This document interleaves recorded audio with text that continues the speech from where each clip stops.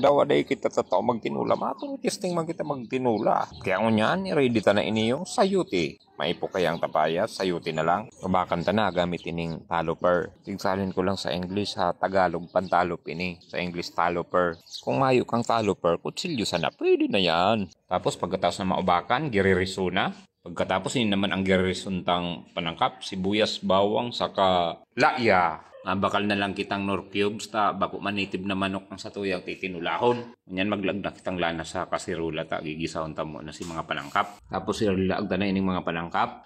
Yang girisahon ta mo na yan mga panangkap na yan. Ininot ko si luya. Yan halat-halaton ta lang na mag brownish ang kulay tapos ilalagda na si manok. Ngunyan na brownish na ang kulay, ilalagta na ang karning manok. Tapos sasangkot sa untayan syempre. Tapos habang sinasangkot sa, syempre lalagyan ta ng asin. Syempre pati ang nor cubes, ihalo ta na dyan. Tapos kapag sangkot sado na, syempre lalagyan ta na ning sabaw. Tapos pagkatapos tang masabawan, syempre halat-halaton ta na magkulo. Syempre naghanda na din kita ning kadikit na kalunggay. Ta ihalo ta at yan pagluto na. Inisipig ready ko na juice ni kalamansi. Halat-halaton ta lang na maluto ang karne tapos ilalagtan na si pamberdura. So bago pa lang pagsangkot sa ko, piglagan ko din yan ning paminta.